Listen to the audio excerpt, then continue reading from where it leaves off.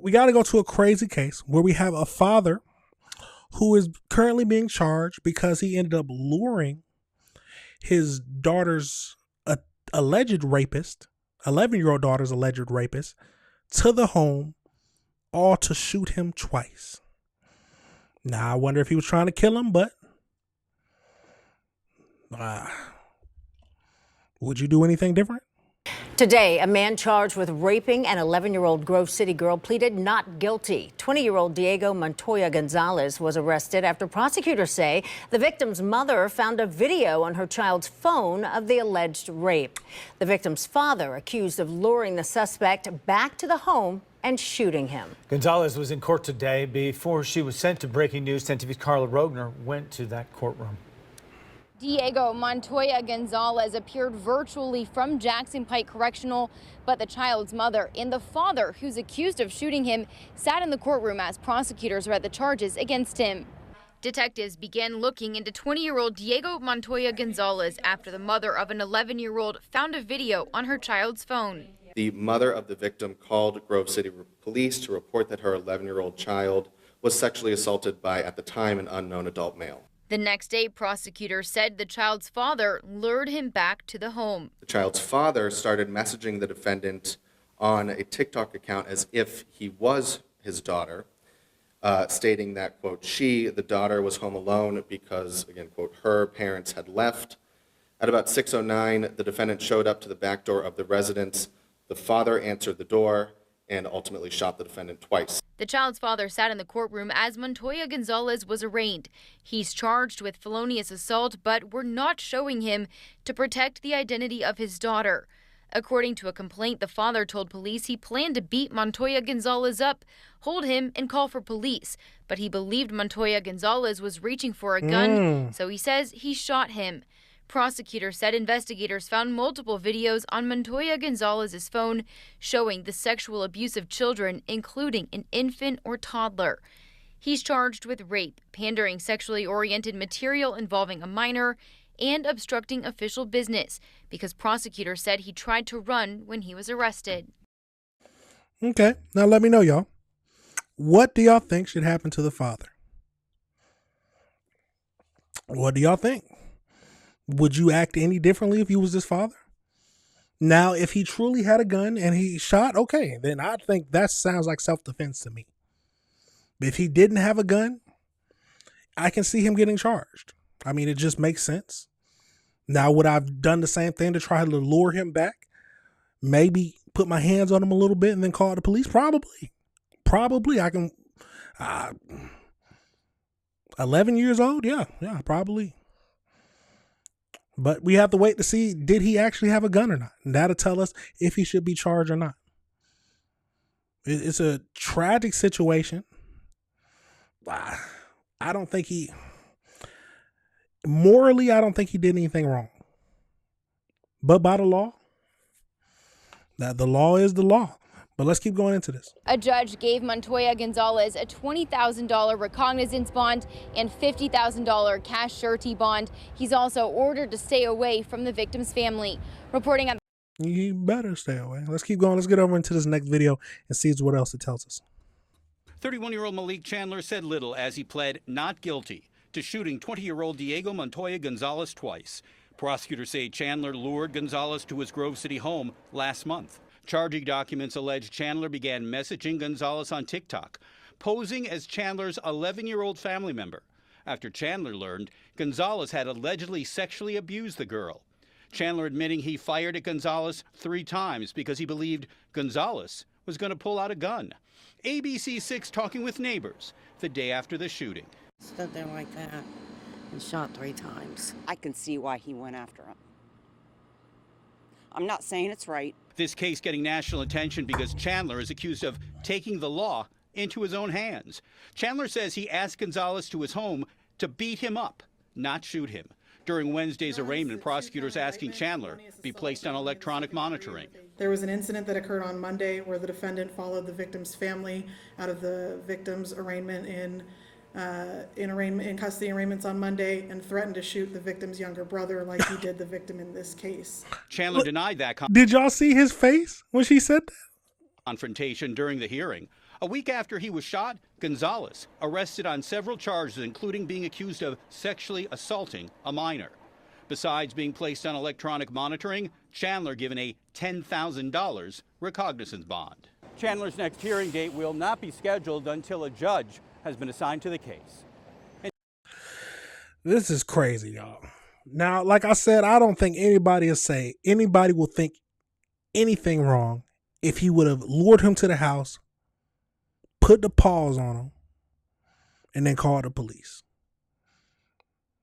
And then a lot of people morally won't say that it's wrong if he truly felt he had a gun and shot him in self-defense.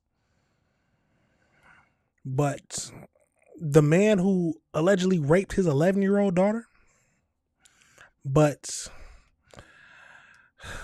you might have to take some time.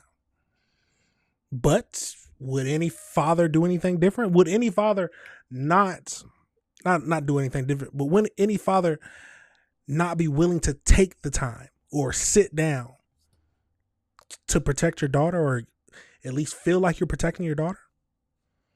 Now let's get over into one more video just to get some more information.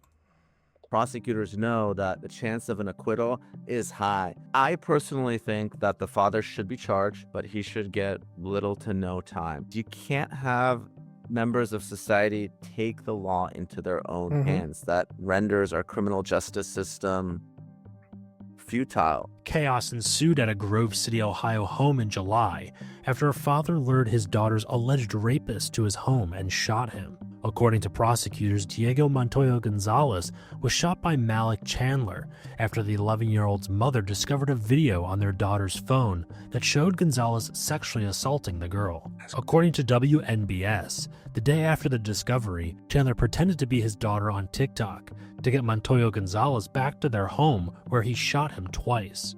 Chandler told investigators he intended to just beat up Gonzalez, hold him there, and then call police, but he thought he saw the alleged sicko reach for a gun in his pocket, picked up his gun off the counter, and opened fire. Chandler was charged with felony assault, and his bond was set at $100,000, while Gonzalez was indicted by a grand jury on 5 counts of pandering sexually oriented material, 2 counts of rape, and 1 count of obstruction of official business. His bond was set at $20,000 recognizance and $50,000 cash. The Post spoke with former Los Angeles federal prosecutor Nima Rahmani about the case. My name is Nima Rahmani. I'm a former federal prosecutor and the president of West Coast Trialers. Prosecuting a case of vigilante justice is very difficult. Oftentimes, you'll deal with jury nullification or other issues where jurors just don't want to convict someone who is protecting someone else, especially if it's their child who's being sexually abused. Vigilante justice cases that go to trial are few and far between because prosecutors know that the chance of an acquittal is high.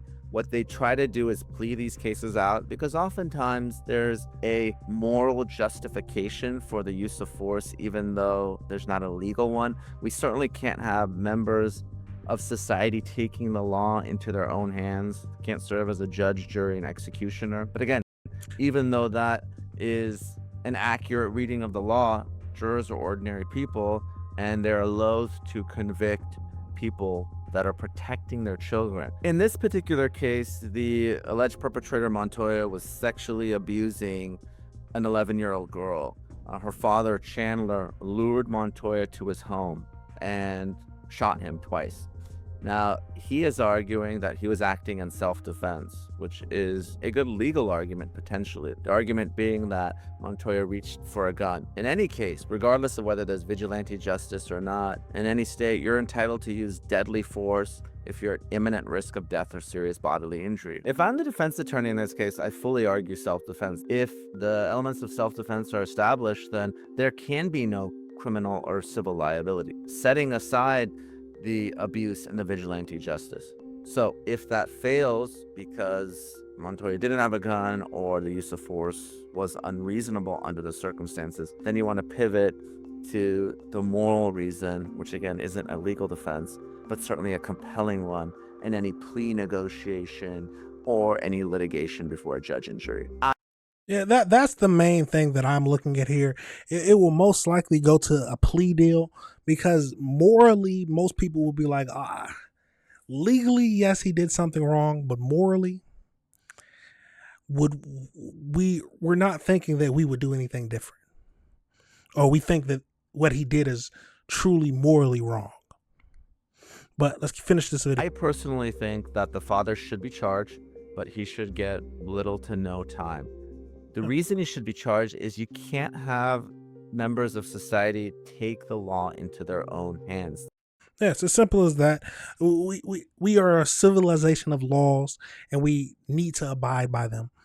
But it does get challenging when somebody's family is affected, and morally, you could see yourself getting that angry,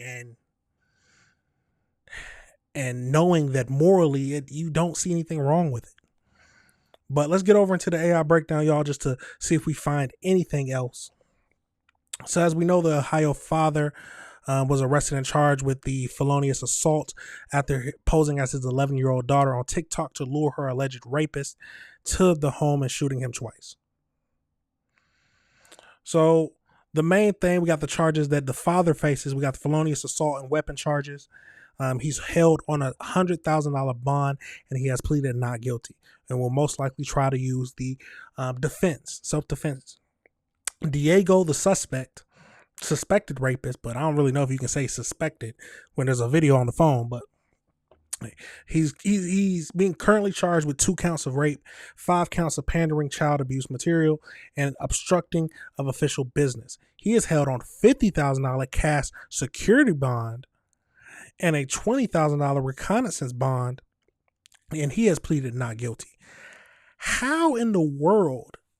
Now, I don't know what the difference between cash security, bond is bond, but how is the father's bond more than the combined bond of these rapists?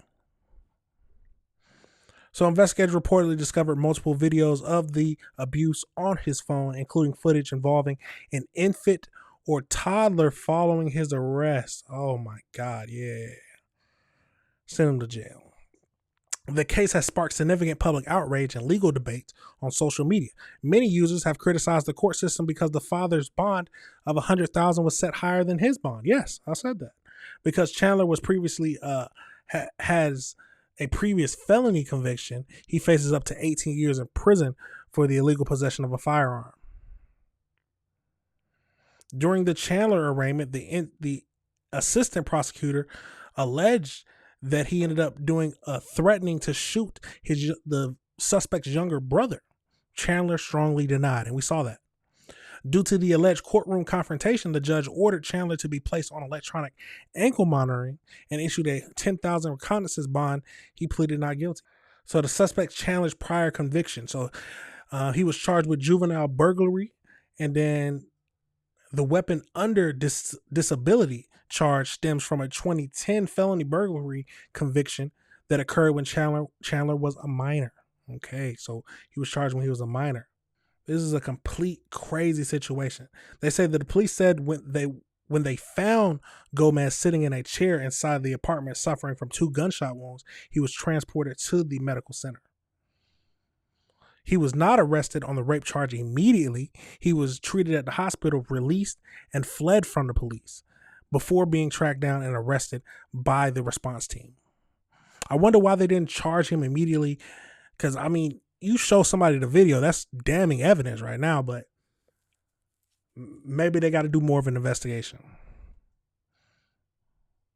Beyond the initial sexual assault charges, Franklin County Sheriff's Office revealed that Gomez was also hit with separate unrelated charges of breaking and entering and theft. You got to watch your children, y'all. But at the end of the day, what are y'all thinking? I'm thinking, like I said before, and I also agree with the lawyer, you cannot take justice in your hands, even though morally I can understand it. But the law is the law. I believe that we need to follow the laws. There are some laws that need to be changed, of course, but we need to follow them and fight to change the ones that need to be changed. But honestly, I think that he needs to it needs to be honestly a slap on the wrist. Get some probation time, something like that. And then ultimately, hopefully, he can use the self-defense. But no one has mentioned him having a gun or the suspect having a gun, so I don't even know if that'll fly.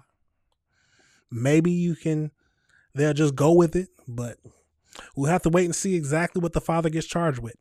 We know what the suspect needs to get. He needs to get life in prison. But will he get that? Probably not. But let me know your thoughts, y'all, and let me know if you disagree with anything I said. It's a tragic case.